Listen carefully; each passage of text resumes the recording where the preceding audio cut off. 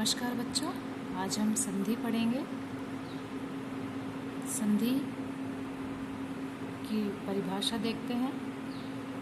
संधि दो वर्णों के परस्पर मेल से होने वाले परिवर्तन या विकार को संधि कहते हैं। जैसे नर जमा ईशः नरेशः। यहाँ पे नर पहला शब्द है और ईशः दूसरा शब्द है, तो दोनों शब्दों के मेल से जो परिवर्तन होकर के शब्द बना वह नरेशः। ठीक है, अब इधर देखते हैं। संधि के प्रकार तीन होते हैं: स्वर संधि, व्यंजन संधि और विसर्ग संधि। अब हम पहले इधर देखते हैं स्वर संधि। स्वर संधि के भी यहाँ पे मैंने 5 प्रकार दिए हैं। सबसे पहला है दीर्घ संधि, गुण संधि, वृद्धि संधि, यण संधि और अयादि संधि।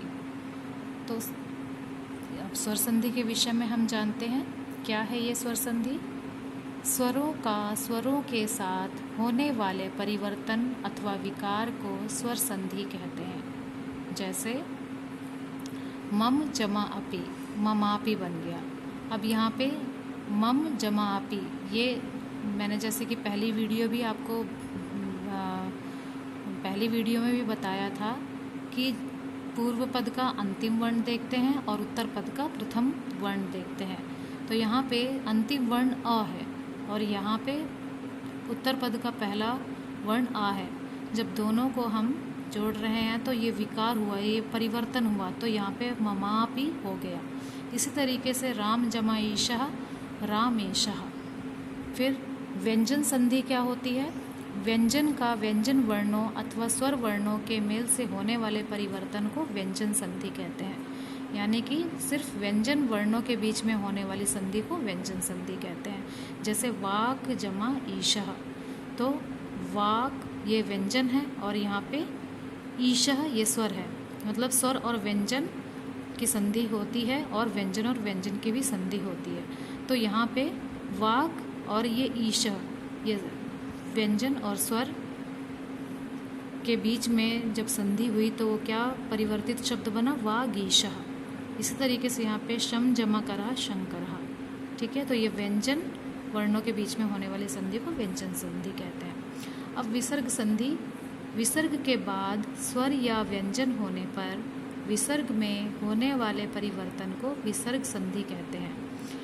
यानी कि विसर्ग के बाद स्वर या व्यंजन हो, ठीक है, तो जब विसर्ग में कोई भी परिवर्तन आ जाता है तो उसे हम विसर्ग संधि कहते हैं। जैसे यहाँ पे देखिए हरि ही जमा शेते, तो यहाँ पे ये हरि ही ये विसर्ग है और विसर्ग के बाद ये व्यंजन है। तो अब इन दोनों में जो परिवर्तन हुआ ये विसर्ग में परिवर्तन हुआ। यहाँ पे विसर्ग की जगह श आ गया तो हरिष्येते।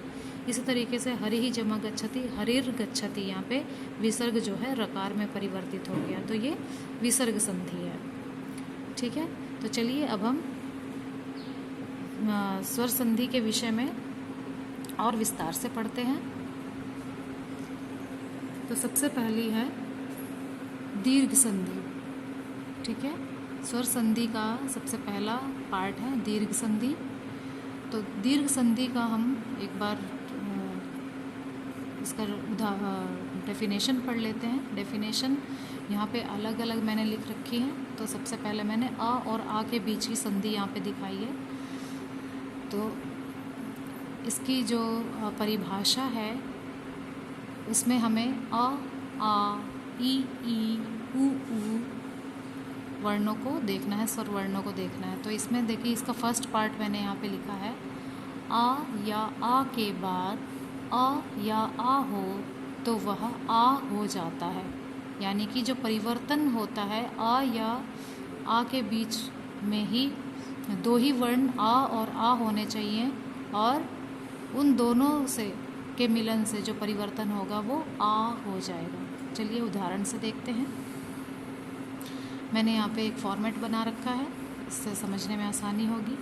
पूर्व पद आ और उत्तर पद में भी आ होना चाहिए। 4 तरीके से यहाँ पे मैंने डिवाइड कर रखा है। आ प्लस आ इज इक्वल्स टू आ। पूर्व पद में अगर आ है, उत्तर पद में भी आ है तो वो परिवर्तित होकर बड़ा आ बन जाएगा।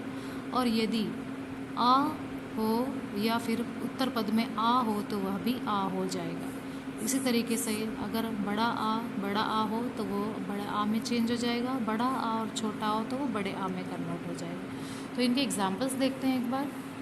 आ और आ, तब इसका अंतिम वर्ण क्या है? अ। और अपि, इसका प्रथम वर्ण क्या है? अ।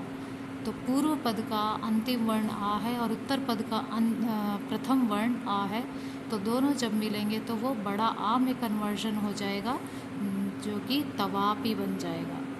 ठीक है। और अधिक विस्तार से अगर आपको समझना है तो इससे पहले की वीडियो आप देख सकते हैं। तो इसी तरीके से वचन जमा आलयः, यहाँ पे अंतिम वर्ण आ है और यहाँ पे पहला वर्ण आ है, तो दोनों मिलकर के वचनालयः बन गया। विद्या जमा आलयः, दोनों में बड़ा आ है तो विद्यालयः। तथा जमापि, तथापि। ठीक है। अब इसका सेकंड पार्ट मैंने बताया है जो कि ई के लिए है।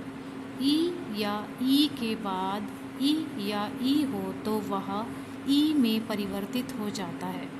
तो सेम फॉर्मेट मैंने जैसे आ के केस में बनाया था उसी तरीके से सेम फॉर्मेट यहाँ पे भी होगा।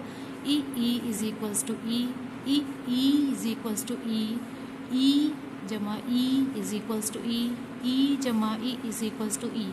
अब इनके उदाहरण पढ़ लेते हैं। मुनि जमा इंद्र, छोटी ई और छोटी ई, मुनीन्द्र, बड़ी ई बन गई। हरि जमा ईशः, हरीशः। लक्ष्मी जमा ईश्वरः, लक्ष्मीश्वरः।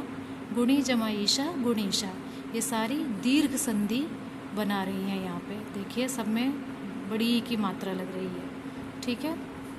इसी तरीके से इसका थर्ड पार्ट, उ या उ के बाद उ या उ हो तो उ में परिवर्तित हो जाता है।